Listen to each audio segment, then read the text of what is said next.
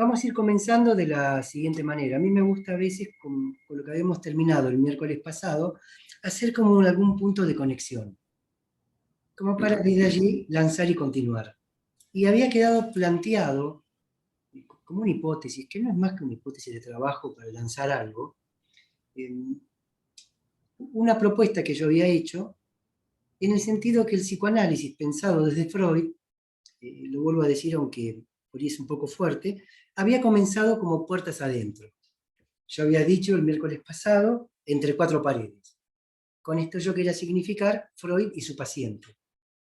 Por supuesto que es arbitrario lo que estoy diciendo, pero era para señalar o pretender ubicar algo que tiene que ver con un inicio que se jugaba de esa manera, entre Freud, el paciente, y que podríamos decir ahora dentro del Edipo. Lo que yo quiero transmitir es una dentro del Edipo y una fuera del Edipo, si es que esto fuera posible, ¿no? Pero ¿por qué? Porque hacía el contrapunto, un segundito, como le dije, ahí está. Porque hacía el contrapunto, bueno, no se preocupe, hacía el contrapunto con un inicio del esquizoanálisis que yo lo ubicaba en las calles.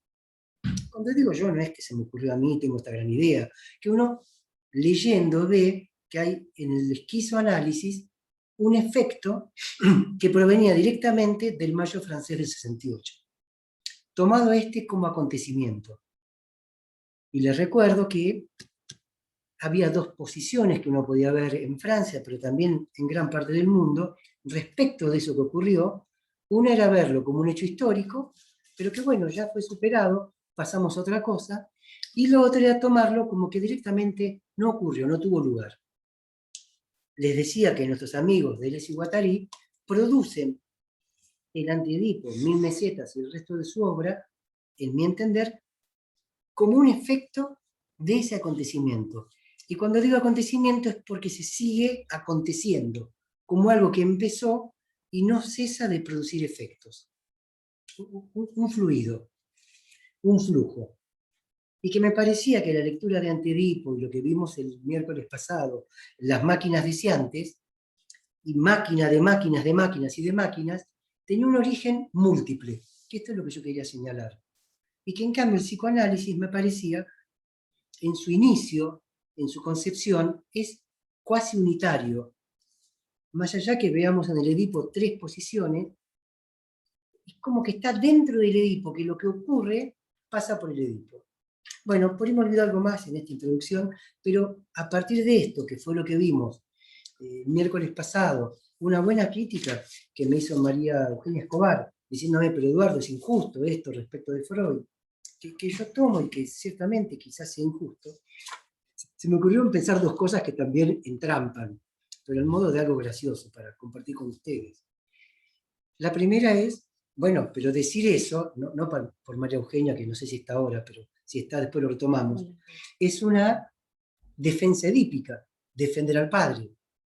Pero al mismo tiempo, y para mostrar que puedo pensar en contra de mí mismo, atacarlo y pretender destituirlo, es decir, asesinarlo, también es edípico. Con lo cual me quedaba como, entonces el antiedipo, por ser antiedipo, podría considerarse un texto edípico.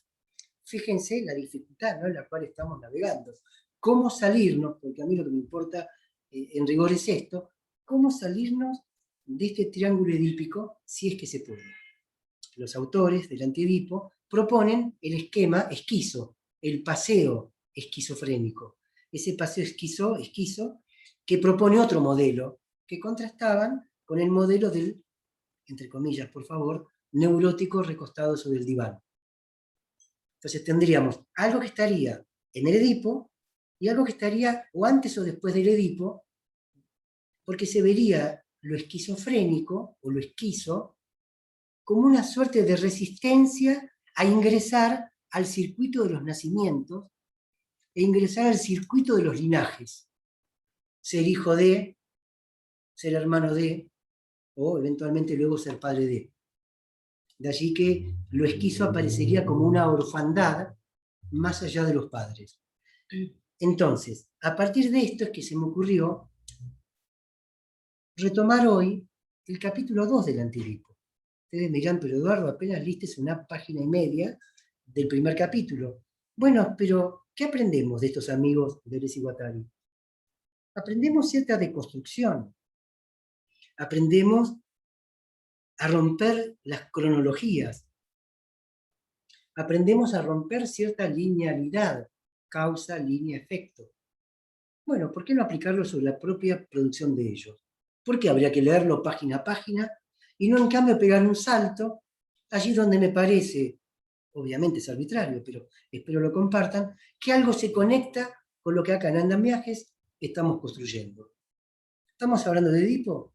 El segundo capítulo se llama, en francés, La familia santa, psicoanálisis y familiarismo, traducido como Estelita. Sí, está bien. Psicoanálisis y familiarismo, la Sagrada Familia. Bueno, santa en francés podría ser también traducido como sagrada. De cualquier forma, vamos a poner ahí un punto, un primer punto que me parece importante compartir con ustedes, que no se trata de algo que está contra la familia, esta es mi lectura, ustedes podrán tener otra, sino que está contra la santificación o la sacralización de la familia. Una suerte de exacerbación del lugar del padre y el lugar de la madre, en un sentido cuasi sagrado y por supuesto entonces autoritario y jerárquico. Entonces, de lo que vamos a hablar es cómo el Edipo produciría, según Deleuze y Guattari, esa exacerbación de la noción de familia y de esa sacralidad cuasi incuestionable, que me parece que toma todos nuestros pensamientos. Es muy difícil pensar por fuera de estos marcos que en el fondo nos han construido, estamos como aprisionados en esto.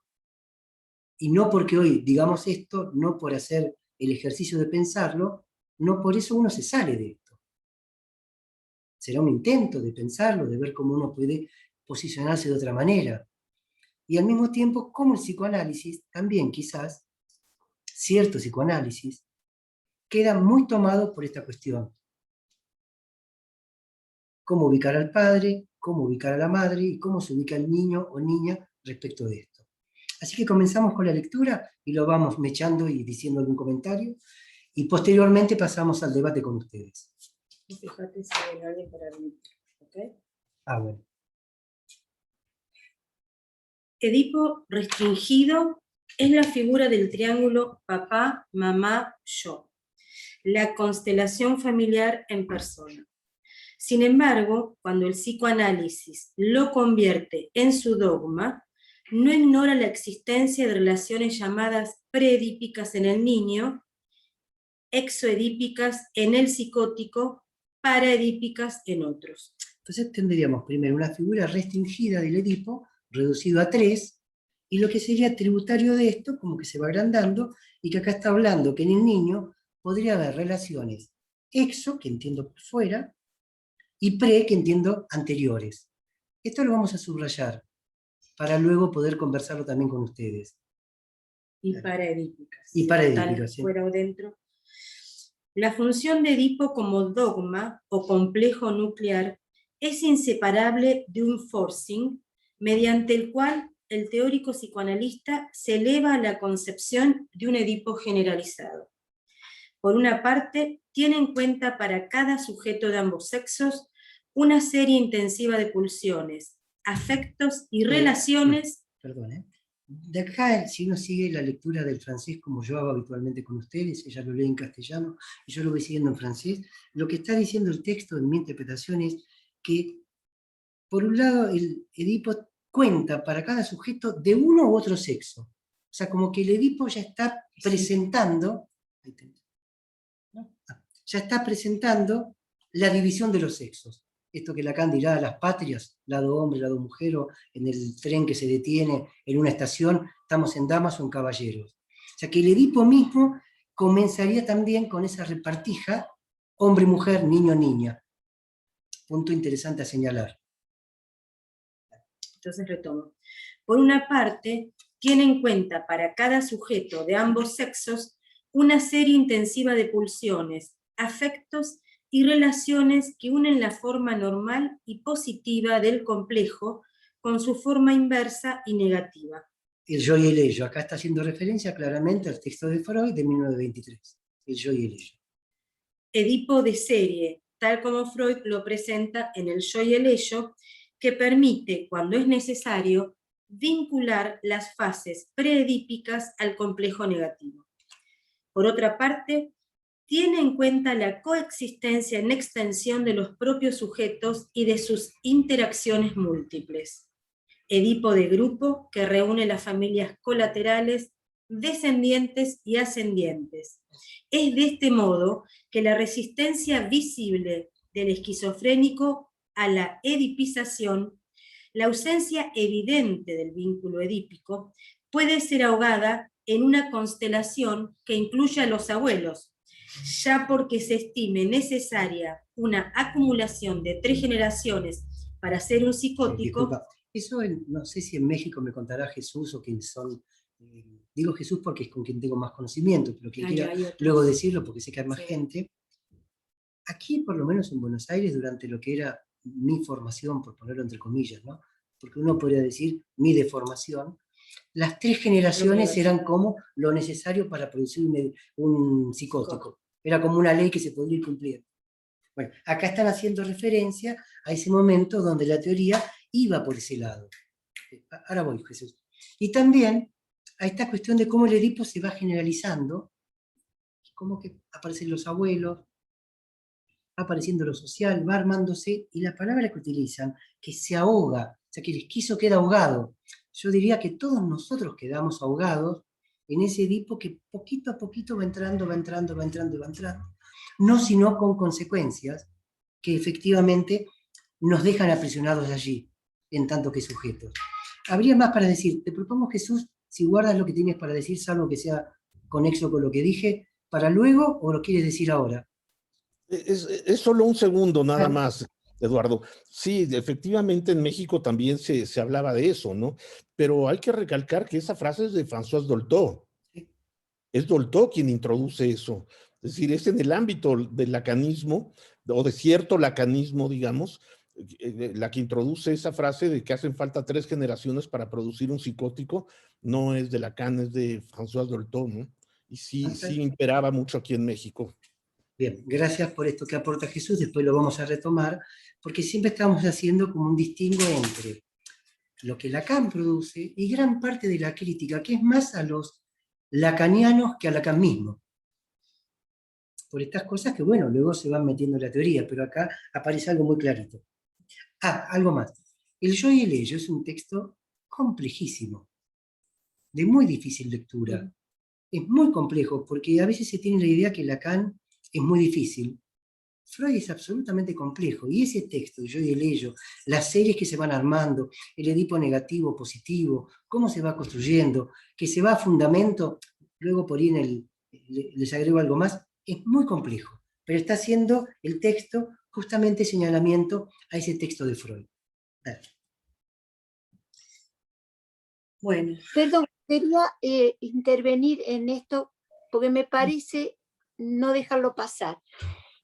Estas 3 generaciones necesarias para producir un psicótico, me parece que no deberíamos confundirlo con el tema de la folia D, cuando plantea es necesario al menos 3, ¿no? En esto cuando en la tesis no universitaria de Alush, con Aimé y con las hermanas Papin. Bueno, ¿no? Ahí me parece que entre generación y pensar en el cuarto nudo o pensar en la folia D, nos podemos confundir, ¿no? O no sé si generación me parece que va por otro lado.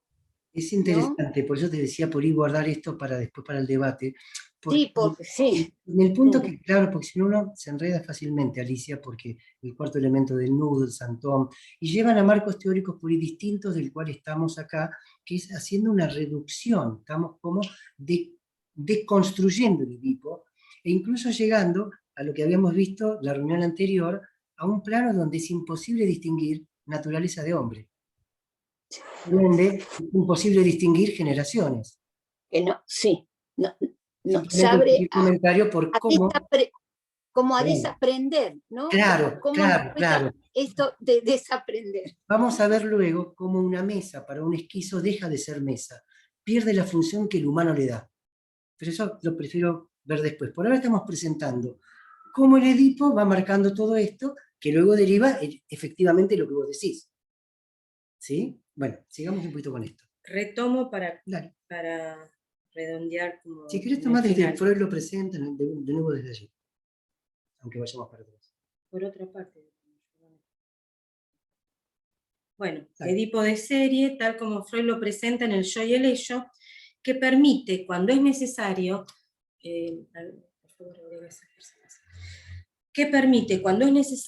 vincular las fases preedípicas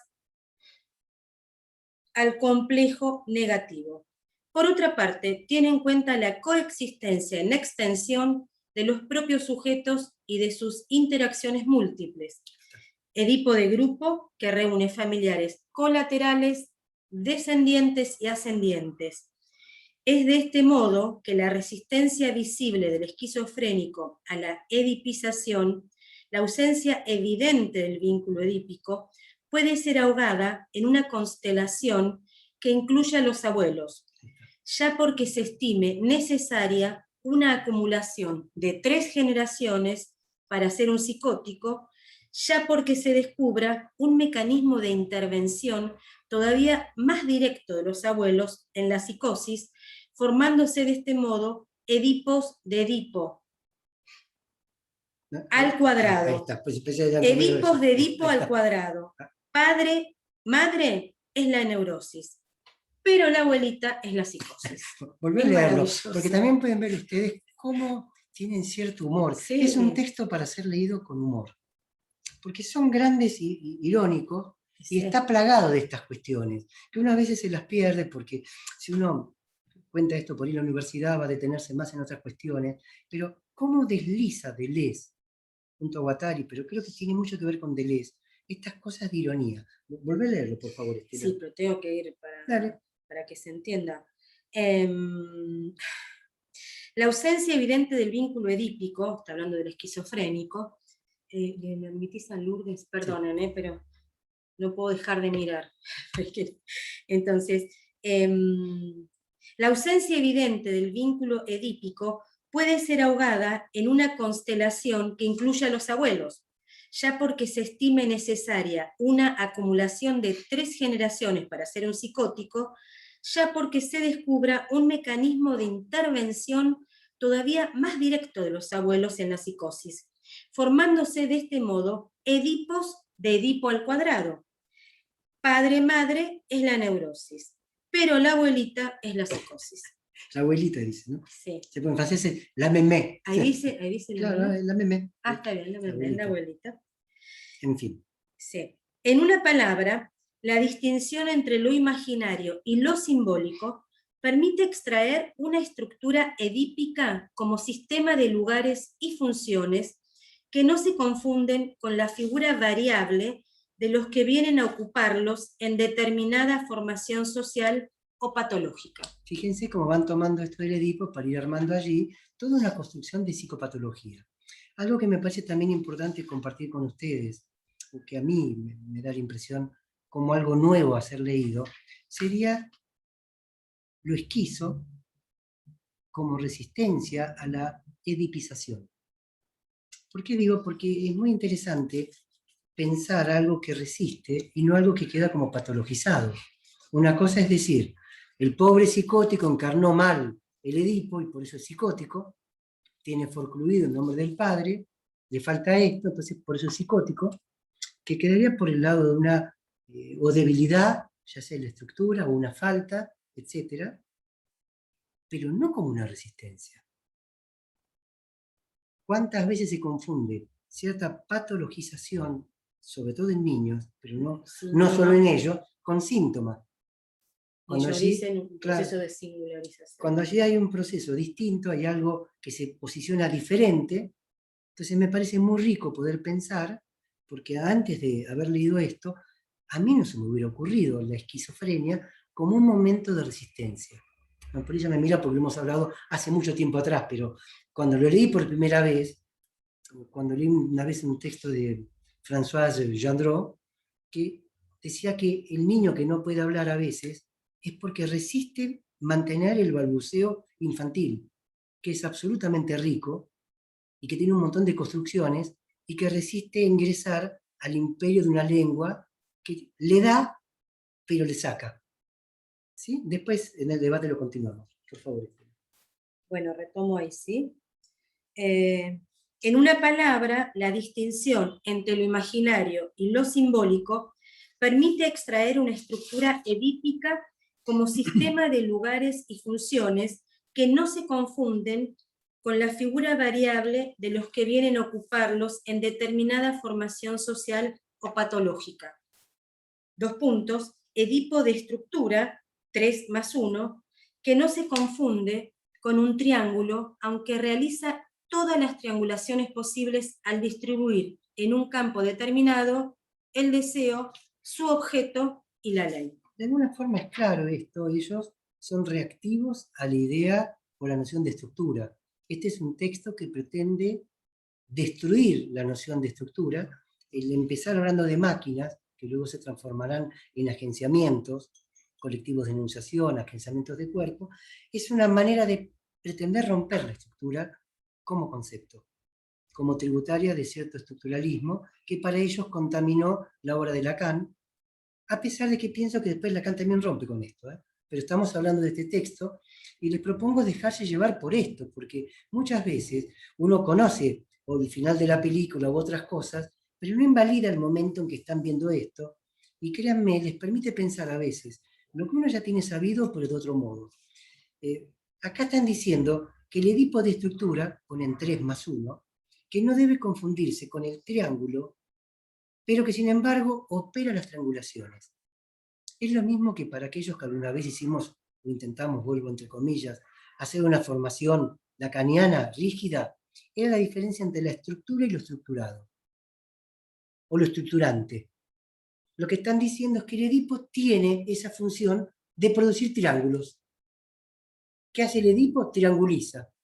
Triángulo por acá, triángulo por allá, triángulo por otro lado. Siempre la figura 3 más 1, falo, que luego será el quatur, pero digamos, ¿qué es lo que están diciendo para que no sea tan complejo al leerlo? Es, en esa triangulación, el efecto es que pone en un dominio el deseo, en otro el objeto y en otro la ley. Que ha sido como un cierto psicoanálisis básico con el cual muchos nos hemos al principio formado. Yo era miembro de Mayéutica y esta era una explicación que hubiera dado Roberto Harari muy clarita. Acá está la instalación de esto, se instala la falta, está la castración, está la ley del deseo. A partir de la articulación respecto a la falta tendríamos neurosis, psicosis, perversión. Cuadritos que salían muy bien. Y dentro de cada estructura, la subestructura. Ya sea la neurosis, histeria, perversión, fobias, aunque sea plataforma de viraje después. En la psicosis, esquizofrenia y la paranoia. Y del lado de la perversión, siempre el tema del fetiche, sadomasoquismo. La cosa más o menos iba entrando. Esta es la crítica. Lo que se construye a partir de eso, y el tratamiento o el psicoanálisis que tomando estas referencias se va a producir. ¿Cuántas veces llega algún paciente que dice, usted es psicoanalista hombre porque quiero para mi hijo, porque no tiene, el padre no lo ve, busca un hombre? Bueno, esta es la línea. ¿Cuántas veces hemos escuchado y le faltó papá, le faltó mamá? Esta es la línea. ¿Por qué lo señalo? Porque llevaría al psicoanalista a lo que Roberto Harari decía, el psicoanalista restaurante, a restaurar las funciones. Hacía un juego de palabras con restaurante porque además se comía, ¿no? Se come al paciente, pero lo restaura. Entonces un analista restaurante, restaurador, que además tendría un menú. Le falta padre, hago de padre. Le falta madre, lo derivo a una mujer. ¿Cuál es el articulador central? El Edipo. Complejo nodular de las neurosis. Y universalizado también, si yo aquí no estoy equivocado, por Freud. Que a su vez él también dice en las cartas a Fliss, hasta en mí mismo he descubierto el complejo de Edipo. No hay quien no lo tenga. Está por todos lados. Bien, un poquito más. Si quieres. Ella, les cuento, juega con la gata para que la gata no venga. Así estamos hoy. Perdón, hoy es medio informal todo. Es evidentemente cierto que los dos modos precedentes de generalización no encuentran su verdadero alcance más que en la interpretación estructural, la cual convierte a Edipo en una especie de símbolo católico universal, más allá de todas las modalidades imaginarias. Esto tiene una fuerza, la verdad que son, no sé, realmente mala gente.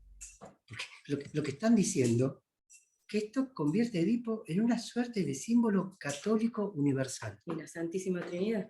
La Santísima Trinidad. Ahora, estoy tan alejado de lo que venía diciendo antes. Esta cuestión donde entonces la familia pasa a tener esta concepción enorme, donde hasta a uno le daría vergüenza ser huérfano, no tener padre, o en cierto momento, si los padres se separaban, era algo que más vale me lo callo y lo oculto. Fíjense la fuerza que esto tiene. Es fortísimo. Bien, un poquito más. Sí. Convierte a Edipo en un eje de referencia tanto para las fases preedípicas como para las variedades paraedípicas y los fenómenos exoedípicos. La noción de repudio, por ejemplo, parece indicar una laguna propiamente estructural. Perdón, ahí pusieron repudio, forclusión. ¿Sí? La noción de forclusión, ¿sí? Por ejemplo. Parece indicar una laguna propiamente estructural, a favor de la cual el esquizofrénico es naturalmente colocado de nuevo en el eje edípico, en la órbita edípica, en la perspectiva de las tres generaciones, por ejemplo, en la que la madre no pudo plantear su deseo frente a su propio padre, ni el hijo, desde entonces, frente a la madre. Un discípulo de Lacan puede escribir: vamos a considerar los sesgos por los que la organización edípica desempeña un papel en la psicosis. A continuación, cuáles son las formas de la pregenitalidad psicótica y cómo pueden mantener la referencia edípica. No dicen quién es el discípulo de Lacan. No. Estas son otras de las cosas que suelen hacer en el texto. Pero muy probablemente en el ambiente se supiera quién fue que estaba escribiendo este tipo de cosas. Bueno, Jesús recién ubicaba algo que decía, ¿cómo era el nombre de Jesús que me olvidé? La que mencionó Jesús recién. ¿El Dolto? No. François Dolto. Claro, gente que tenía el peso de un François Dolto que eran elongadores de lo que Lacan decía. Eran como repetidores, pero que además lo tenían con su singularidad. Y después quedaba como dicho por el maestro. Esto es lo que están queriendo mostrar. Nuestra crítica precedente de Edipo, por tanto, corre el riesgo de ser juzgada por completo superficial y mezquina, como si se aplicase tan solo a un Edipo imaginario y se refiriese al papel desempeñado por las figuras parentales, sin mellar en nada la estructura y su orden de colocación y funciones simbólicas. Sin embargo, el problema para nosotros radica en saber si es allí donde se instala la diferencia. La verdadera diferencia no estará entre Edipo, estructural tanto como imaginario, y algo distinto que todos los Edipos aplastan y reprimen, es decir, la producción deseante, las máquinas del deseo que ya no se dejan reducir ni a la estructura ni a las personas, y que constituyen lo real en sí mismo, más allá o más acá, tanto de lo simbólico como de lo imaginario. Frenamos acá para volver a leerlo. Sí. Esta parte es muy densa, sobre todo para ustedes, si alguien de ustedes no ha hecho la lectura. Es una parte densa, pero es una crítica muy fuerte, donde lo que está diciendo es que toda esta producción, tanto freudiana como lacaniana, y esto es lo duro, está al servicio de la represión del deseo. Casi lo contrario de lo que pensábamos cuando nos ponemos a estudiar Lacan. ¿Quién no pensó que somos los defensores del deseo? ¿Quién no pensó que la acción del analista sería justamente que el deseo aparezca, que el deseo haga su efecto? Y de repente nos encontramos con un texto que dice, señores, la lectura por vía de una estructura, la lectura que va ubicando a papá y a mamá, aunque sean funciones que puedan ser encarnadas, de ahí lo paredípico, por no importa quién, puesto que lo que importa es la función, eso aplasta el deseo, lejos de sostenerlo o permitirle fluir. Es absolutamente fuerte. Por eso pasamos de las máquinas deseantes que vimos el miércoles pasado, eso come, eso caga, eso se conecta, máquinas del deseo, de repente aplastadas en un intento de normativización de un deseo, permítame la expresión, aceptable, y que se juegue en un partido que está limitado de antemano. ¿Qué diferencia para pensar entonces la producción de síntomas? Porque uno pensaba el síntoma como una expresión del deseo reprimido. Y aquí es la estructura la que está reprimiendo todo esto. Dale, vamos un poquito más. No sé. La verdadera diferencia en ese... ¿Vuelvo a leer? Sí.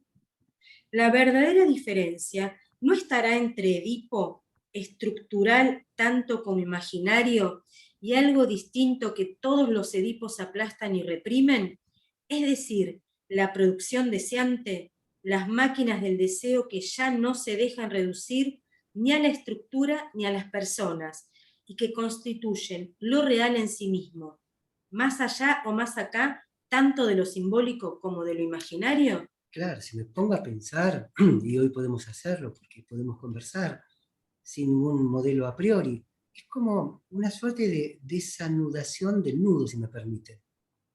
Aquí no habría un nudo que de alguna forma hace una suerte de, bueno, de encadenudo. No es un nudo, puesto que no lo es, pero que hace cierta consistencia que mantiene los registros en una suerte casi, diría yo, de participación permanente, puesto que no hay uno sino con lo otro, sino con lo otro, y que sabíamos que si se corta uno, se cortan los dos, no se pueden mantener. Bueno, acá están yendo a un plano donde el nudo no se sostendría, puesto que el nudo quedaría como parte de esa misma represión. Porque acá ya no estaría la distinción entre imaginario o simbólico, sino puro real del deseo y del deseo. Es absolutamente debatible lo que digo y cuestionable, pero estoy tomando este texto. Con esto no es que yo piense esto, aunque esté cercano a esto, pero es la forma que tengo de leer lo que están diciendo ellos, por lo menos. Estaban apostando a un real que no puede quedar tomado por ningún registro de lo simbólico, puesto que eso lo aplasta, ni por ningún registro de lo imaginario, aún anudado a lo simbólico, puesto que eso detiene ese movimiento del deseo. Esto lo digo, bueno, no es que conozca tanto, entiendo la complejidad del nudo y lo que decía Lisa cuando se agrega un cuarto elemento, como el santón, pero acá estamos viendo que viramos para otro lado. No se trata de eso que produciría cierta cuestión, sino de algo que no pasa por allí. Dale, un poquito más y después sí pasamos a debatir.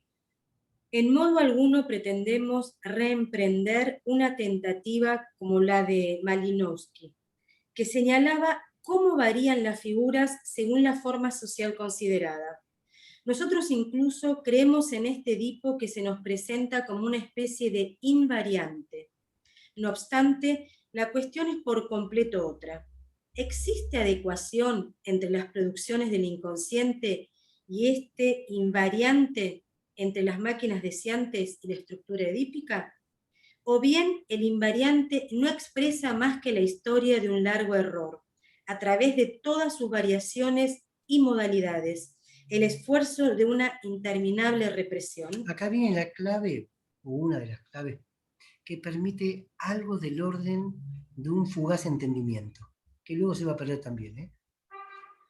Lo que ponemos en cuestión es la furiosa edipización a la que el psicoanálisis se entrega, práctica y teóricamente, con los recursos aunados de la imagen y la estructura. ¿Puedes volver a leerlo? Sí. Gracias. Lo que ponemos en cuestión es la furiosa edipización a la que el psicoanálisis se entrega, práctica y teóricamente, con los recursos aunados de la imagen y la estructura. Cuando ella dice, creo que dijiste furiosa, a mí como traducción me gustaría más trastornada. Forcené puede pasar como trastornado, porque tiene ese trastorno que trastorna aquello que hace y que también está llevado adelante por trastornados que no toleran que no sea sino de esta manera. ¿Sí? Como Quizás que furiosa es por el furor. también, parece, también ¿no? Que les tiene agrego una fuerza. posibilidad también. Las traducciones son, digamos, también rizomáticas, uno podría verlas de un montón de lugares. Tomen ambas. En lo que yo había buscado también es loca, trastornada y, por supuesto, como Estela Lea del castellano, furiosa. Pues a pesar de los hermosos libros escritos por algunos discípulos de Lacan, nosotros nos preguntamos si el pensamiento de Lacan va precisamente en ese sentido. Bueno, esto es lo que les decía antes. Acá ellos, recuerden que Guattari es alguien que va al seminario de Lacan, que participa del seminario de Lacan, porque si no uno pierde a veces de vista, como alguien que se le ocurrió levantarse y cuestionar, Porque lo odiaron. que hasta su final, tanto de él como de la escuela de Lacan, fue miembro de la escuela, era paciente de Lacan. O sea que hablamos de alguien que estaba muy metido en esa sopa, en esa maquinaria, que Lacan estaba, digamos, era el que pedaleaba y movía, pero Guattari, para que sepan, o quizás ya lo saben, era llamado el pequeño Lacan. Era tan lector de Lacan, estaba tan tomado, digamos, por la cuestión de Lacan, entraba tanto en dialéctica con él, que algunos dicen que era como una suerte de discípulo en el cual Lacan había puesto algunas fichas, hasta el encuentro de Guattari con Deleuze, donde se produce un corte. Justamente cuando Lacan empieza a darse cuenta que Guattari está hablando con Deleuze y haciendo un libro que iba a criticar las cosas que él decía. También es verdad que Lacan respetaba muchísimo a Deleuze y Deleuze a Lacan. Entonces yo creo que acá están diciendo, miren que nosotros, sobre todo atacamos, que es lo que veíamos con Jesús, sobre todo nos la tomamos con aquellos que no siguen el pensamiento de Lacan. El club de fans. Miren que esta crítica va para aquellos que teorizan y hablan, esto suena religioso, en nombre de Lacan. ¿Sí? Bueno, pero es así. Y al hablar en nombre de Lacan, y esto es lo que a mí siempre me ha impactado y a veces, no sé, me choca, silencian a Lacan. Hablar en nombre de es una muy buena manera de hacerlo callar.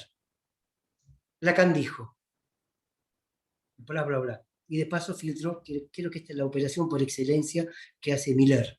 En el Lacan dice, es Miller quien habla. Entonces creo que si bien esto es ajeno a esto que acabo de decir de Miller, marca ese punto, como diciendo, atentos, esto no sé si va en el pensamiento de lo que Lacan dice. Y es lo que nos pasa cuando uno ha tenido alguna lectura de Lacan. Bueno, debo decirlo, pasé por esos textos, me habrá quedado poco quizás, pero pasé por allí, no, por mi propia debilidad. Y uno dice, pero Lacan no dice esto. Lacan no dice hay que reparar la función del padre. Lacan no va para este lado. Pero ¿por qué sí van los lacanianos para ese lado, o algunos lacanianos? El libre albedrío. El libre albedrío. Dale, un poquito más y después ya charlamos. Sí.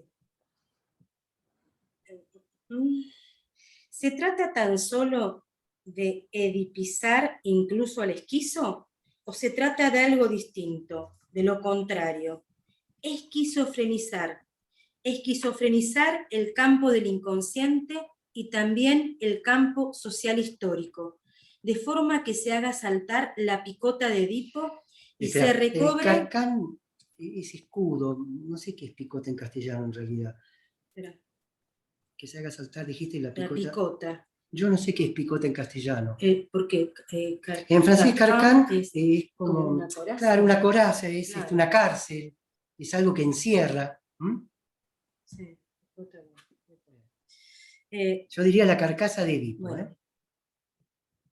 Entonces, esquizofrenizar el campo del inconsciente y también el campo social histórico, de forma que se haga saltar la carcasa de Edipo y se recobre en todo lugar la fuerza de las producciones deseantes y se reanuden en el mismo real los lazos de la máquina analítica, del deseo y de la producción, pues el propio inconsciente no es más estructural que personal, no simboliza, ni imagina, ni representa. Maquina, es maquínico. Ni imaginario, ni simbólico. Es lo real en sí mismo. Lo real imposible y su producción. Yo la verdad propondría, si les parece, Sí, con yo todo lo que creo hemos que con visto, esto es- hacer como un corte acá en la lectura y ver si podemos dialogar. Si después queda un vacío, seguimos leyendo. Pero me parece que en tan pocas páginas, el torrente edípico viene tan fuerte que uno se ahoga, que uno no lo puede seguir, que es muy complejo, que dan ganas de decir cosas. Entonces los invito, si les parece, ya hay alguien que se ha propuesto, creo que es Jesús, a decir algo, a hacer un diálogo. Si después nos queda un vacío, lo seguimos leyendo. Vamos a hacer de cuenta que tenemos todo el tiempo del mundo, para que contener un poco a Lush, en vez de estar contra la eternidad, vamos a estar a favor y nos damos la eternidad. ¿Sí? mientras Bueno, dure y que ella, sea para siempre. ¿querés preparar algo para tomar? Ah, bueno. Bueno, Entonces, entonces, ¿quiénes quieren? Jesús. Jesús quiere decir algo. Voy a quitar el micro. Gracias. Antes de intervenir, quisiera hacer una pregunta muy, muy puntual, que quizás ustedes pudieran responder porque yo la desconozco por completo. Y esta pregunta, si tal vez pueda permitirme estructurar y darle un cierto sesgo a mi intervención, que voy a hacer enseguida. ¿Cuándo fue el momento en que Guattari dejó de asistir a los seminarios de Lacan? Pero no sé si dejó de asistir a los seminarios de la Eso. Jesús. Yo no tengo la referencia que él haya dejado de asistir. Más bien tengo la referencia contraria, que es lo que Guattari siempre siguió yendo. Está bien. Pero Lo por favor, tomarlo como una impresión, no tengo esto para dártelo como una certeza. Lo pregunto, Eduardo, porque lo último que acabas de decir de cómo era considerado Guattari incluso por el mismo Lacan, Sí. y que de alguna manera rompe con él cuando conoce a Deleuze y empieza a trabajar con Deleuze, es decir, toma un camino, opta por otro lugar, por estar con alguien más. Mi pregunta tiene que ver con que si acaso Guattari asistió a los últimos seminarios de Lacan, sobre todo aquellos donde él trabaja la topología nodal. Bueno, está bien tu pregunta. Yo diría que en mi lectura de Guattari no toma consideración de eso, ya porque no haya ido, ya porque se metió más de lleno a trabajar en la clínica Laborde y se instaló allí, pero no veo yo en la posición de Guattari que tomar esas referencias. Bueno. Y siempre pensé en un Lacan que se llamó, para algunos, el último Lacan, que había muchas respuestas que se podrían dar al antidipo allí desde Lacan. Por ejemplo, el Lanzú. ¿Sí? Pero esto es lo que te puedo decir de eso. Bueno. Algo más. Y la pelea esta, pensala por los años 69, 70, 71, esta discusión que tiene con Lacan. De acuerdo. ¿Sí? Esa era mi pregunta. Ahora la intervención que yo quiero hacer se refiere a lo que dijiste justo al inicio. El nombre de Antiedipo. Cuando tú hablabas, me quedé pensando que una cosa es el prefijo antepuesto al Edipo, antiedipo, y otra sería el no al Edipo. El antiedipo es lo que está o va en contra del Edipo, mientras que el no Edipo sería la ausencia del Edipo, la inexistencia, el borramiento del Edipo, la negación del Edipo. Y el antiedipo, como el título que ellos ponen a su libro, no niega la existencia o la importancia del Edipo, sino que plantea una posición contraria, opuesta al Edipo, y que tiene que ver con esto que mencionabas de la familia y la Sagrada Familia. Tú decías, no están en contra de la familia, sino en contra de la sacralización de la familia. Yo me pregunto si la posición de Deleuze y Guattari no era negar el Edipo, su existencia, sí estar en contra de él, pero en contra de qué del Edipo. Y precisamente pensaba yo de su sacralización, de ser el eje alrededor del cual gira o giraba el análisis. Se le ha sacralizado porque del Edipo se deriva el sacrosanto lugar del Padre. Sacrosanto porque es normatizador, regulador, garante de la ley, porque es quien prohíbe y promete, es quien normatiza incluso el binarismo hombre-mujer. Es el regulador, el padre. El análisis en Lacan, no el Lacan del primado del simbólico, sino el Lacan ya de la topología nodal, del nudo borromeano, rompe precisamente con ese lugar de primados. Por ejemplo, rompe con el primado del simbólico, ¿De acuerdo? incluyendo la función paterna, al padre simbólico, a la metáfora paterna. Fíjense cuántas veces aparece el padre.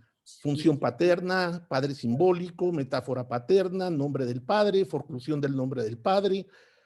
Y todo esto, esta sacralización del padre es, digamos, de alguna manera herencia de una cierta posición o de influencia del estructuralismo, ¿no? Bueno, Jesús, porque el padre determina una estructura. Para dialogarlo junto con vos y con la gente, Jesús. A mí siempre me llamó la atención el nombre del antidipo. ¿Por qué llamarlo el antidipo? Y como pasa también quizás con Lacan, que uno puede encontrar Lacan en los escritos, en los seminarios, en radiofonía y televisión, en algún reportaje que se le haya hecho. Si alguien me preguntara a mí, Eduardo, ¿por dónde entrarle al antidipo, a Deleuze y a Guattari? Hay un montón de publicaciones que están por fuera de esta obra, que se llaman, me salen intervenciones y textos, pero eso es de Lacan, que son cartas, interviews, reportajes, que están publicados, que muchos juntó David Lapoullade, otros juntó Stéphane Nadeau, donde uno puede encontrar respuestas. Por ejemplo, me acuerdo una hora, pero hay más, en Los años de invierno, que no sé si está en castellano ese texto.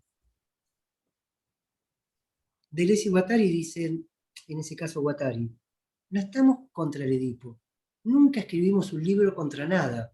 Y esto retoma para mí tu intervención, Jesús, que es muy puntual. Si no se hubiera llamado no al Edipo. No se trata de descartar el Edipo, se trata de realojarlo en un sentido que me atrevo a decir como máquina deseante, y no como en su sacralización aplasta. Entonces, por supuesto que claro que uno puede tomar esto que acabo de decir e irse a un Lacan, no sé si decir más adelante, porque me cuesta hablar a veces en cronología, porque quizás estuvo siempre en Lacan esto, pero le llevó más tiempo poderle poner palabra, que es lo que vos decís, Jesús. Hay un Lacan que parece guattariano o hay un Guattari que parece lacaniano. Entonces yo he optado por olvidarme de las personas. No a Lacan, no, olvidarme de los personajes, de las personas, y ver la obra como algo rizomático, sea Lacan, sea Guattari, sea Deleuze, y ver dónde se conectan. Bueno, vos acabás de marcar una conexión. Cuando vos decís esto de toda la topología nodal, cuando vos tomás ciertas producciones de lo que podríamos considerar, siguiendo una cronología, lo último de Lacan, donde Lacan parece estar destruyendo todo lo que construyó. Debo confesar que yo, digo confesar como si fuera un pecado, ¿no?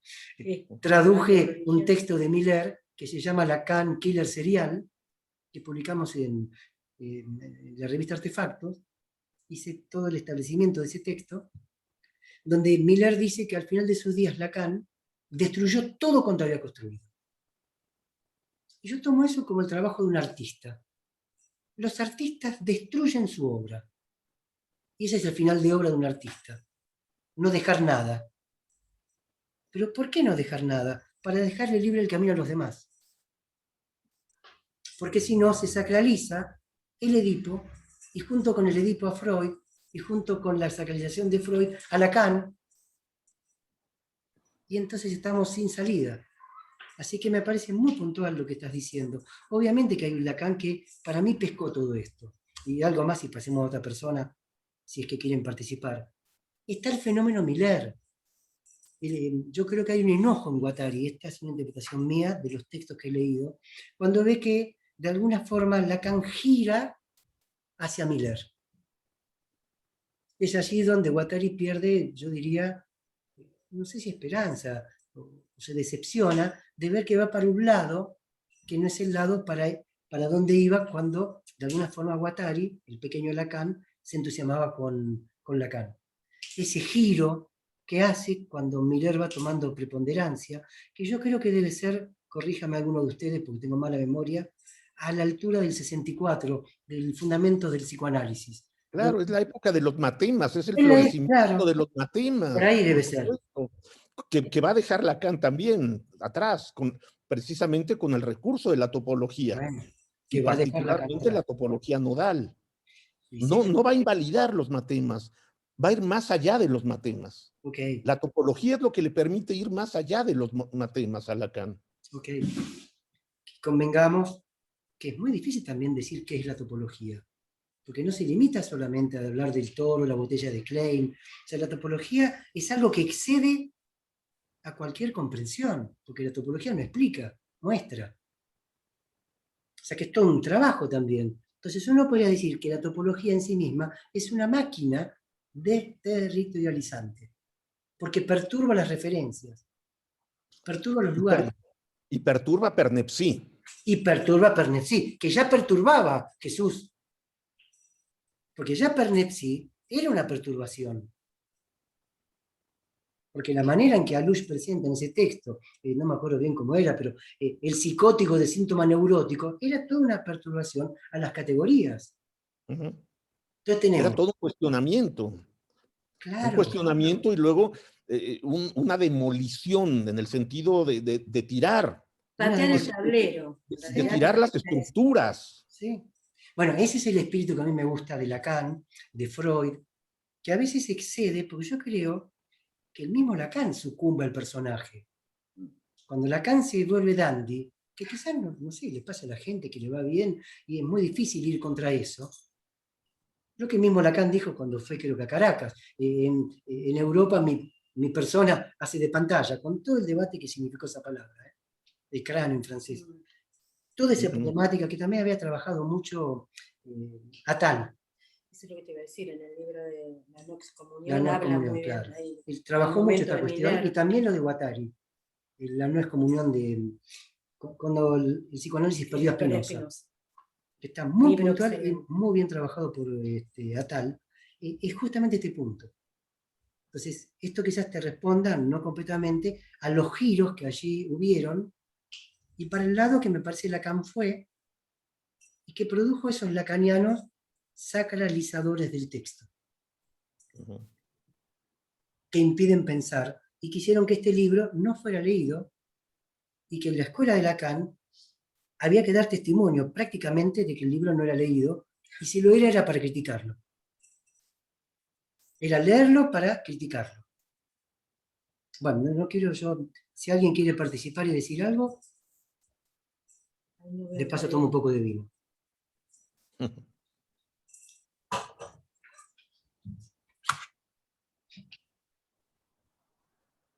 Alicia, con lo que si querías comentar algo más en relación a lo mejor no sé si es algo más, pero en la sesión anterior te escuché nombrar al arte Bru. Sí. ¿No? Y me puse a buscar sobre el arte Bru. Tenía así algunas ideas porque había hecho un trabajo y bueno, lo que encontré es que el arte Bru, critica las bases de la cultura occidental y dice que la razón y la lógica no son herramientas fiables a la hora de conocer el mundo que nos rodea. Pero una jornada que se hizo en Valencia en el 20, me llamó la atención los títulos de los trabajos sobre el arte Bru. Y dicen que la propuesta de la jornada era ¿qué fue del arte Bru hoy en día? Dice que lo hacen con el objetivo, esta jornada, de reflexionar sobre esta corriente artística y sus influencias en distintos ámbitos. Esto que el arte nos inspira, ¿no? Y dice, hay trabajos que tienen estos nombres: el arte irreductible, espejismo, desaprendizajes, que es un poco esto, que tenemos que desarmarnos para armarnos, ¿no? Esta estructura que tenemos como corset, ¿no? Corset es una buena traducción del Carcán. Corset es una buena traducción, ¿ves?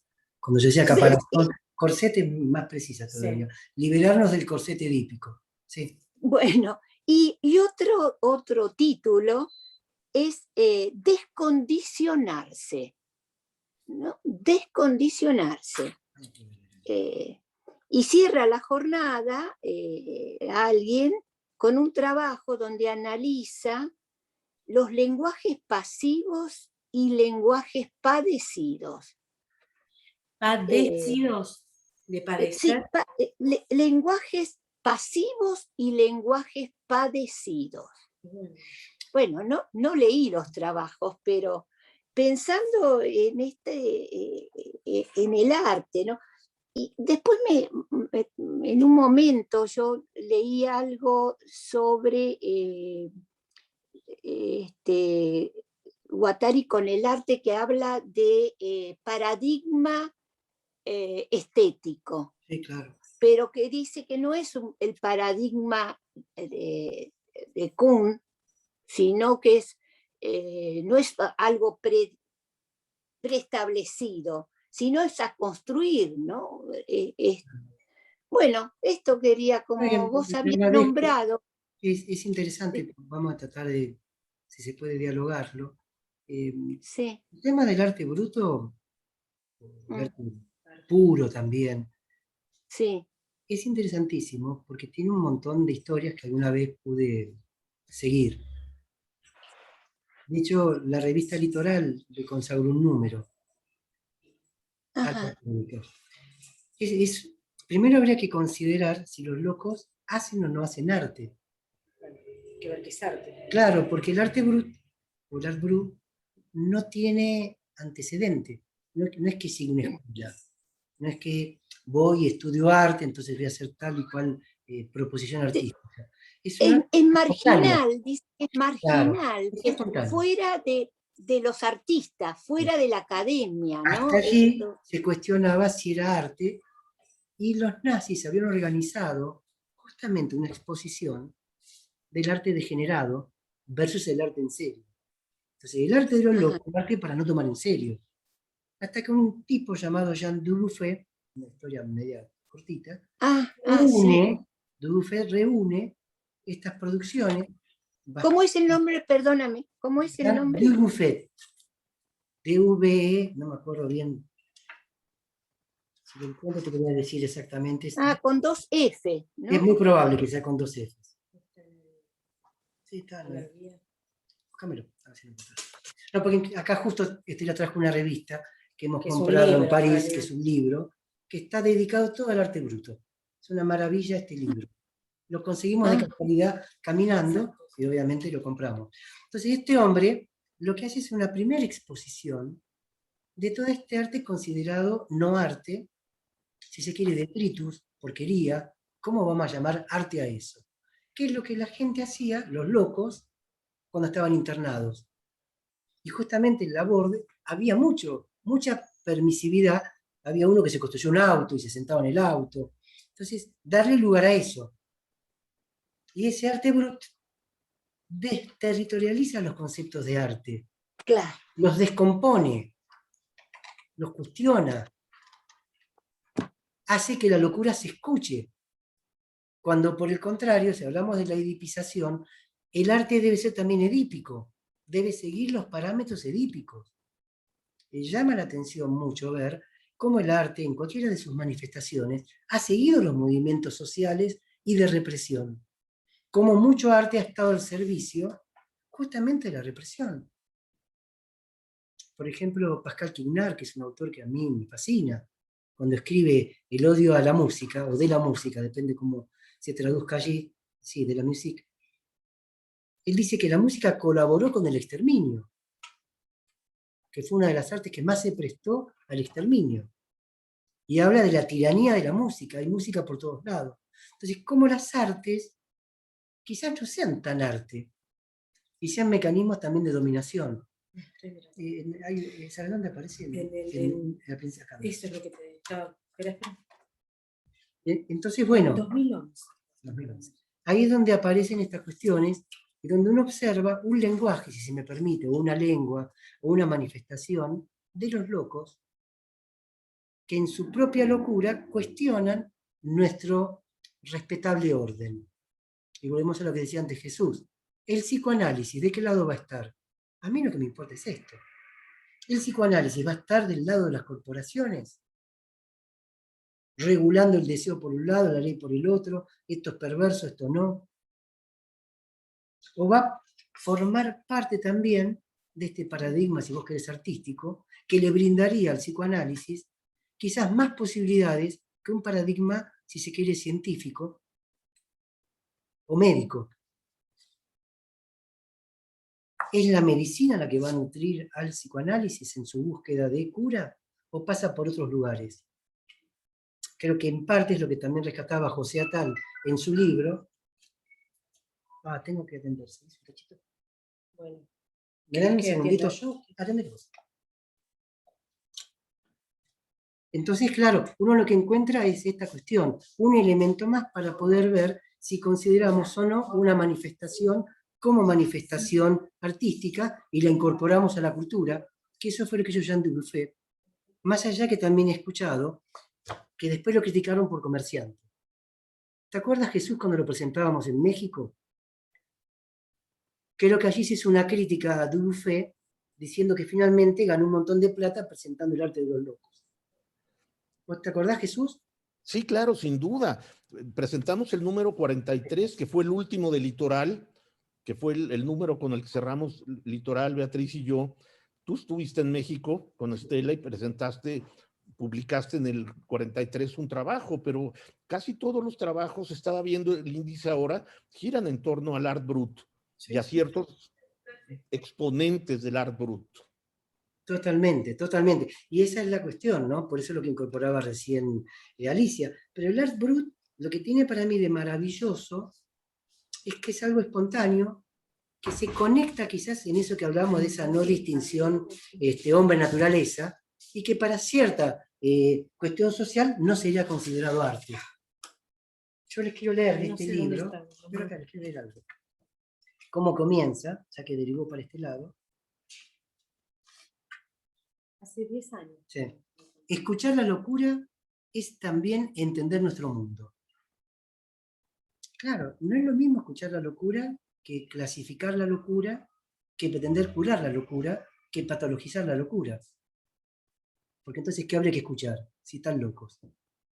Si los tomamos como locos, no tienen lugar, más que correctivamente. Entonces dice, ¿qué dice esta locura de nuestro mundo? Que la psiquiatría va muy mal y que los médicos ya no pueden cumplir sus funciones. Es entender también que el arte con sus categorías ya no funciona y que el público desierta y se va de estos lugares porque la cuestión no puede continuar porque no ofrece ninguna ventaja de vida. Acá está Jean Dubuffet, doble F. Lo puso Jesús ahí. Bueno, merci, gracias. Jean Dubuffet ha utilizado la palabra brut para buscar un arte más auténtico. 60 años luego de que este concepto parece haberse hecho muy conocido por un montón de razones, pero sobre todo por una muy buena, y es que hay locos y hay locos, y que los locos no deben ser olvidados, y que los locos tienen algo para decir. Esto sería lo que propone, digamos, una lectura vuelo de pájaro, este libro que alguna vez podemos retomar, pero que tiene que ver con lo que veíamos, es un arte que está por fuera del Edipo. Claro. Arte, locura y alrededores. Yo la foto. Yo no podría mostrarle todo, pero no, es increíble. hasta hay casas de los locos maravillosas. La foto de la portada. Genial. ¿Esta decís? Sí, me encanta. Genial. Y un montón de cosas que en otro momento podemos llegar a ver. Pero bueno, justamente descomponer el Edipo permitiría dar lugar a estas cosas. Sostener el Edipo margina estas cuestiones. Descomponer el Edipo permitiría que alguien diga, como alguna vez dijo Artaud, yo soy mi padre, soy mi madre y soy mi hijo. Descomponer el Edipo permitiría salirse de la rueda de los nacimientos. Salirse de los niños. ¿Perdón? No, algún micrófono habría que apagar. Salirse de esta rueda y de estas generaciones. Padre, hijo, nieto, que normativizan nuestra vida y que la ponen en escalones. Bueno, son triángulos ascendentes, descendentes, que uno va como siguiendo un caminito preestablecido, con los efectos que eso trae. Porque no Eduardo, voy, Ariel. Un sí, segundo. haciendo... Ariel, perdón. voy. No es solo una cuestión de crítica teórica, como podría parecerlo.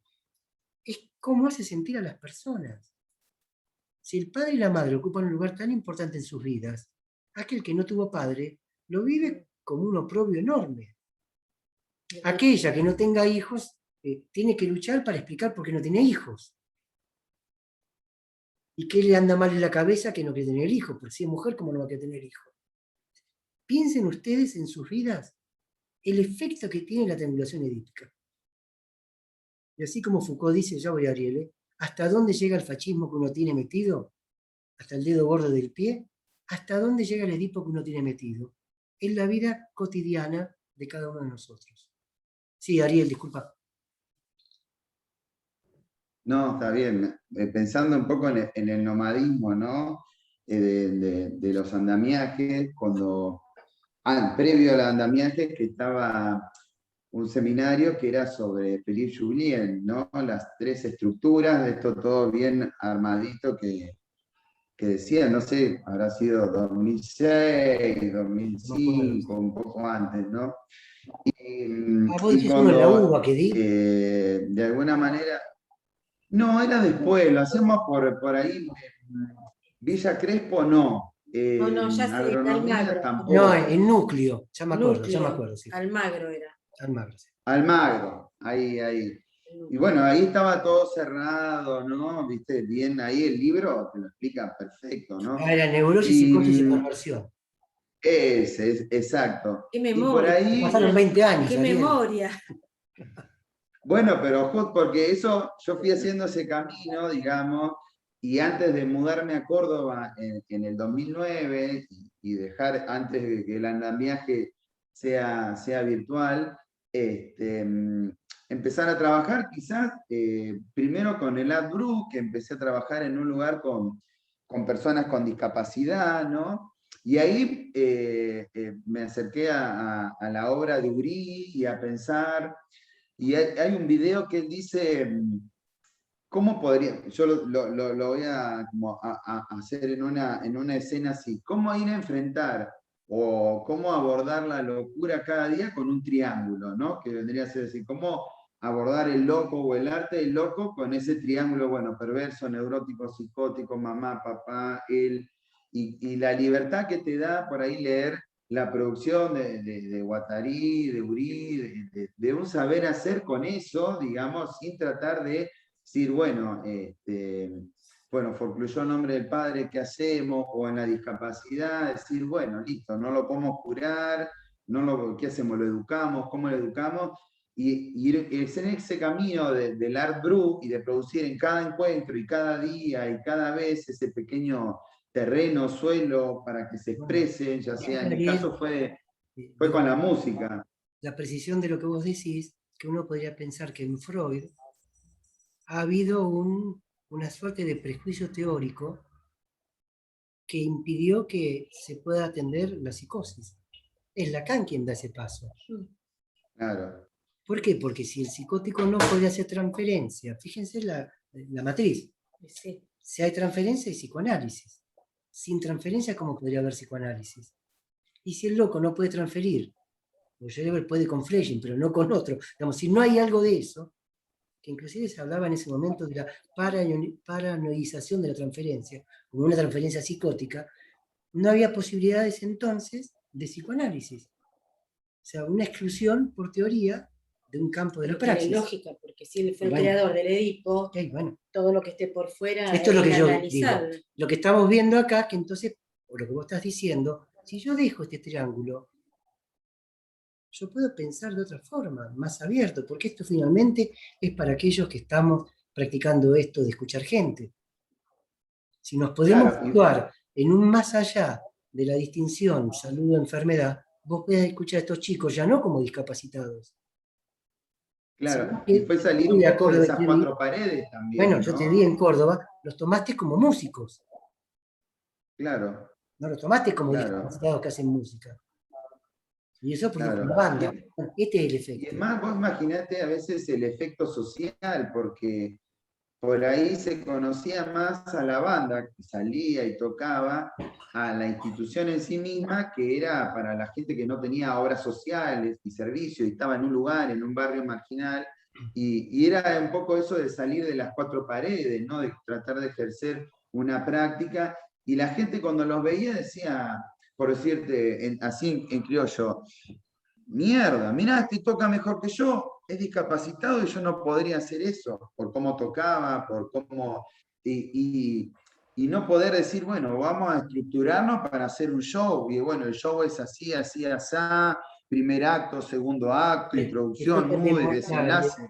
eso también muestra el lugar de escucha de lo social, porque no es solo que el psicoanalista tenga una escucha edípica, que pertenece a Claro, un bien social. Entonces la misma sociedad dice, qué raro que un discapacitado pueda tocar bien la música. Bueno, nos muestran como a los animales del zoológico, como Claro. algo asombroso si hacen algo. Si lo mirás Esa en es ese la lugar, es generalización tremendo. del Edipo Pero bueno. y su normativización que hace que alguien vaya a escuchar como, che, mira este muchacho psicólogo lo que hizo con estos discapacitados, vamos a pagar la entrada para colaborar, y se encuentran con que hay música ahí. En función de esto de la escucha distinta, ¿vos te acordás cuando hace bastantes años volvíamos acá a la vuelta de casa? Esta es una zona donde hay lugares así de cultura, culturales. Entonces era cercano a las fiestas de fin de año, y pasamos por ahí y yo vi un lugar abierto como que vendían cosas, tipo una feria, y a mí esas cosas me encantan, y entramos. Y yo entré y empecé a comprar cosas, y noté algo medio raro, pero que me encantaba. Dije, qué buena onda que tiene esta gente que vende, qué divino, qué bárbaro. Y compré de todo, porque la verdad que venían y te ofrecían. Y cuando salimos, miramos así, se me da por mirar, y era la feria que hacía, ¿cómo se llama? Témpora. Témpora, Témpora, que es una clínica psiquiátrica, y eran toda la gente de la clínica psiquiátrica que vendía. Yo nunca me di cuenta, me parecía una re buena onda. Qué geniales, y vendían cosas maravillosas, ¿no? Cómo mirar de otra manera. Compré unos CD grabados por uno de los internados de música, fabuloso cómo lo juntó, muy bien sonorizado. Sí, pero quiero decir, cómo había una mirada distinta, porque entramos sin saber quiénes eran, y nos parecieron artistas fabulosos, y buenos vendedores, y buenos, ¿no? Y estaba pensando en lo que Ariel nombró la clínica de Uri, cuando en Andamiajes hace mucho tiempo vino Alicia Guerra, ¿te acordás? Claro. Alicia hizo una experiencia con Uri. Alicia Guerra, claro, había publicado un libro, Psicoanálisis y Arte, y lo presentó en Andamiajes. Claro, nos contó cómo trabajaban ahí. Claro, ahora me acuerdo de Alicia Guerra. Algo más respecto de esto, y después creo que Alicia levantó la mano. Esa normativización, y lo marcó recién también Jesús, no solo marca capacidad, discapacidad, hombre-mujer. Claro, bueno, porque eso viene a marcar eso. Ay, no se te escucha, Ariel. El micrófono. Ariel, no se escucha. Que yo hacíamos matiné a veces, y me sacaba un varón con discapacidad a bailar lento, y yo bailaba con él, y miraban horrorizados algunos. Decir, ¿qué no voy a bailar con él, con el que estoy todo el día trabajando, y es mi amigo, mi compañero, lo que sea, ¿viste? Y era bastante... También así había transferencia de la familia o de las personas, o misma también mía, con ese lugar, y con mis compañeros, con mis amigos, colegas músicos, por decirlo. La noción de máquina es una noción que desterritorializa. Si vos haces máquina con ese hombre bailando, Que no es un hombre en ese momento. claro, estás desterritorializando el propio Edipo, que está territorializado, que separa que un hombre baila con una mujer y no un hombre con un hombre. Entonces ahí se produce una máquina deseante que lo que hace es un efecto de corte. Recuerden, corte, acoplamiento, y se acopla a otra máquina, la de los bailarines. Claro, que a su vez se acopla a la máquina música, al flujo de música. Es fantástico todo esto. Alicia, no quiero olvidarme de haber levantado la mano. No, con respecto a esto que dice Ariel y que están comentando sobre esta relación con el arte. Y durante muchos años, bueno, estuve 15 años en el Hospital Moyano y estuve en distintos servicios y participé de muchas presentaciones de enfermos. Y pude hacer un convenio con el Hospital Moyano y la Escuela de Bellas Artes, la de la Cárcova, en aquel momento. Entonces, bueno, se pudieron hacer ciertos convenios por pasantía, bueno, intervino la Facultad de Psicología, bueno, pero como tenía contacto yo con Bellas Artes, entonces venían profesores de Bellas Artes. Uno era artista plástico, pero también era psicólogo, después otro, a dar charlas y hacer talleres, pero no como, esto era en el hospital de día, pero no como una laborterapia, sino aquellos que tenían interés por... Bueno, y se armó esos talleres, funcionó durante unos meses y después avanzamos a que como los pacientes es de hospital de día, o sea que venían a la mañana o a la tarde, aquellos que seguían teniendo interés, podían ir, se hizo un espacio en la Cárcova y se hizo, bueno, duró 2 cuatrimestres, nada más no se pudo sostener porque, bueno, hay muchas cosas por las cuales no se pudo sostener, pero hicieron una muestra y que salió en el diario, y además, no con rótulos, sino de color y forma, ¿no? Una muestra especial, decía, de color y forma. Y cómo todo esto, poca gente, por ejemplo, familiares, eran 16 los que estaban, familiares vinieron de 2 o 3 personas, y eso que eran externados. Alicia, es evidentemente... Del hospital vino nada más que el asistente social. Es lo que ocurre, es muy difícil de decir. No es la lectura mayoritaria la que va a hacer de estas cosas, o del antiedipo, porque en un momento Guattari dice, es como pretender convencer a los carniceros que sean vegetarianos. Sí. Es difícil convencer a los psicólogos que viven del Edipo, que dejen de vivir del Edipo, si lo que les da trabajo es el Edipo. Es muy difícil pedir a los psiquiatras que dejen de medicar a los psicóticos para que tengan un tratamiento distinto, no normativizador, porque viven de eso. Y hay una industria muy grande de internación, de medicación, de mecanismos, como decía, o dispositivos, como decía Foucault, que justamente fue a buscar la locura, una de estas cuestiones, sexualidad, locura, el niño indolente, donde él veía que se jugaban esto que vos estás hablando, que se abre a veces, pero se abre en espacios pequeños.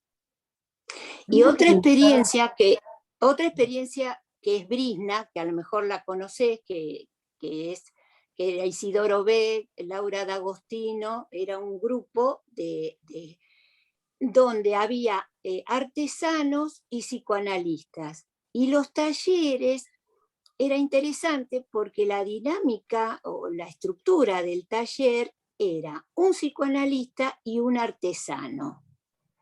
O sea, ninguno tenía el saber, ni el psicoanalista ni el artesano, Vos sino recordás, que sí, Alicia, el año pasado es... trabajamos de 1000 mesetas la noción de Ujú, artesano y cómo el artesano ujú, se dejaba llevar por la madera y por las vetas de la madera.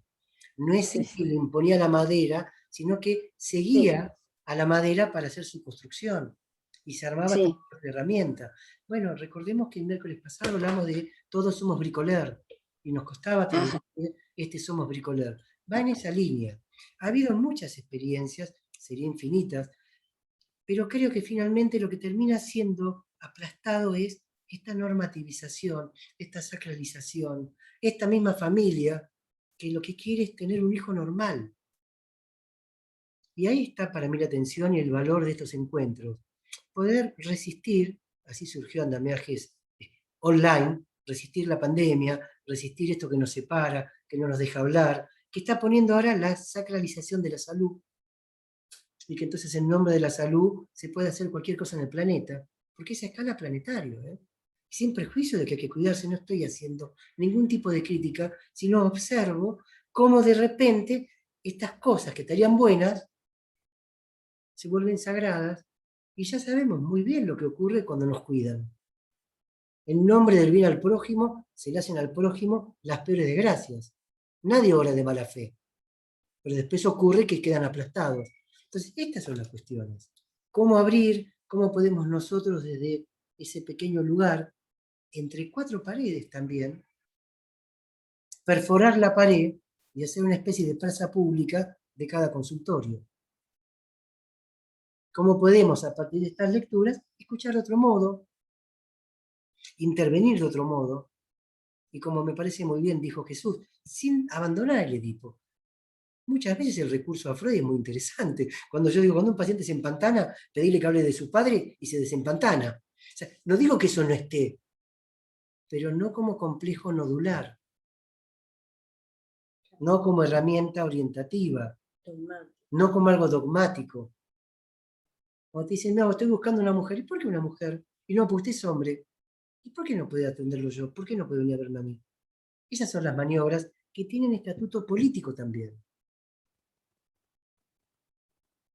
Yo me acuerdo una vez con Beatriz Aguad, queríamos hacer el Día del Orgullo Esquizofrénico, porque Beatriz odiaba esa pregunta, esa palabra.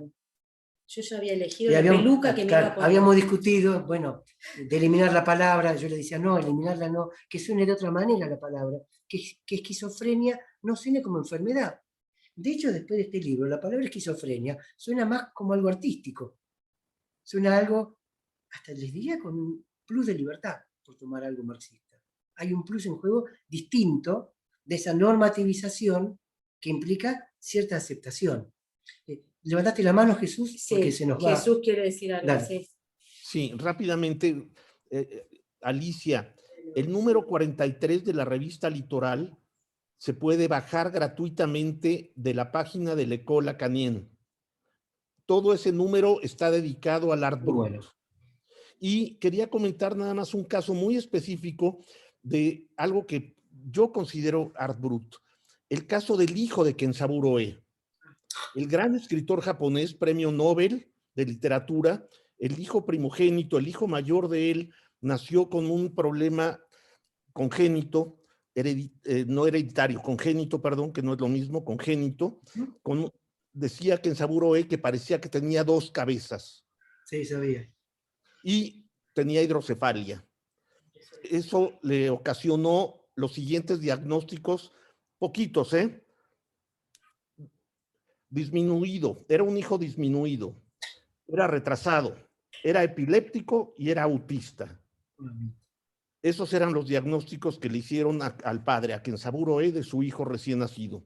El niño no habló hasta los 5 años. ¿Y saben ustedes cómo empezó a hablar el niño? Con una intervención totalmente empírica del padre. El niño, cuando iba al campo de paseo, prestaba mucha atención al canto de los pájaros. y después en su casa trataba de imitar el canto de los pájaros. No hablaba una sola palabra. Trataba de imitar el canto de los pájaros. Su padre interviene de la siguiente manera. Consigue un disco, se dedica a buscar un disco con grabaciones de cantos de pájaros para entretener al niño, para que esté ocupado el niño en casa escuchando a los pájaros que tanto le gustan. Pone el disco y el niño fascinado oye y escucha y escucha y escucha el disco hasta que de pronto un buen día dice, este es el canto de un petirrojo o de un pájaro X. Y a partir de ahí se arrancó hablando el niño. Así. Se arrancó hablando el niño y hoy en día es un hombre de 60 años, algo así, que estudió música, estudió composición musical, es director y compositor y ha publicado y grabado 2 discos. Gracias a esa intervención empírica del padre de comprarle un disco de lo que a él le gustaba. Claro, porque él habló cuando tuvo algo para decir. Y claro, decirlo. Sin duda. Algo antes de concluir. Lo que dice Jesús, basta leer una cuestión personal de que Samburu E, libro que fue citado por Alush en La erótica del duelo, pero basta leer para ver cómo se filtró en su escritura el tema de este hijo. Que Samburu E escribió únicamente libros autobiográficos hasta que ganó el premio Nobel. No podía escribir otra cosa. No. Era una imposibilidad para escribir de cualquier otra cosa que no fuera de su hijo. Hasta que ganó el premio Nobel y escribió un libro que se llama Salto Mortal, que son 800 páginas en español. Hasta que él no pudo decir otra cosa también de su hijo. Y bueno, pudo dejar de hablar de las enfermedades del hijo y de los diagnósticos del hijo. Pues fíjate cómo el hijo también, en tanto que máquina, lo conecta a él como parte de esa máquina. Claro. Cómo se van conectando las cosas, que a mí me parece maravilloso. Como máquina de escritura, inclusive literaria. La escritura de que Samburu E es maravillosa. Y le toca a Lush, que también le permite a Lush decir algo a partir de ese libro. Y no solo ese libro, sino el de Dinos cómo sobrevivir a los Maravilloso. que también tiene que ver con Monstruo de las Nubes. También tiene que ver con el hijo, pero hay un libro en especial que desafortunadamente está agotado, que se llama Un amor especial, que es un título que no existe, lo inventaron los editores en español, porque el título original en japonés es Una familia que cura. Y le cambiaron a Un amor especial. Ese es el libro donde Kenzaburo E mejor describe lo que él siente con ese hijo. No digo por ese hijo, sino con ese hijo. ¿Y vos tenés ese libro, Jesús? Sí, sí. Bueno, en algún momento quedás atrapado acá para contarnos de ese libro, ¿eh? Bueno. Que es interesante. Pero bueno, gracias. No, gracias a vos. Tenemos que ir cerrando. Creo que lo que recién Jesús y todos, de alguna manera, quienes participaron y quienes escucharon, porque también desde el silencio se participa. Si me dan a elegir, prefiero escucharlos, pero entiendo también que estando allí presentes, también dicen algo de esto. ¿Cómo vemos que un texto puede hacer algo que toque la vida cotidiana de cada uno como analista, como persona, en las preguntas de qué es estar vivo, cómo veo al otro, cuál es mi vínculo con el otro, y de qué manera uno tiene a veces una lectura religiosa o una lectura que descomprime y descompone? Que para mí siempre el entretexto es donde está el verdadero texto. Estela, ¿vos quieres decir algo más? No, después. Dale. No, termino con esto yo. Me quedé acá. Bueno. El miércoles próximo, recuerden que va a estar desde Brasil Adrián Fleury. El título es Esa famosa relación sexual. Y les leo 2 renglones nomás del argumento, que desde mañana va a estar ya en Facebook, así que lo van a poder leer. Ella dice, esa famosa relación sexual es una alusión a Lacan, cuando dijo el 13 de febrero de 1973 en el seminario Aún, hay algo para hacer con esa famosa relación sexual de la cual tendremos muchas ocasiones de percibir que ella no existe. Les digo solo esto, es más largo el argumento, por supuesto, y lo van a ver ya a partir de mañana, ya salió, pero mañana vuelve a salir con mayor intensidad en Facebook. Bueno, ¿sí? quedan invitados para el miércoles que viene. Y va a ser traducción Sí, y quiero agradecer simultánea a Pablo Levinsky, que está también presente ahí, pero sin cámara, que es quien ha facilitado la traducción del portugués al castellano, y que va a ser además quien nos va a auxiliar para la parte en que estén las preguntas, obviamente en castellano, quien las haga, él las pasa al portugués y del portugués al castellano. Así que es como tenemos diagramado próximo miércoles. Así que los esperamos a Dean Fleury desde Brasil y vamos a escuchar el portugués que tiene un sonido tan maravilloso. Así que bueno, buenas noches y nos vemos próximo miércoles. Chao. Buenas noches. Buenas noches, chao. Chao, Marco. Gracias, buenas noches, gracias. Gracias. Buenas noches, Hasta luego, gracias. Perdón las desprolijidades, pero como les dijimos, Salió así. hicimos lo que pudimos. gracias. Gracias. Chao, buenas Hasta luego, gracias. Chao, chao.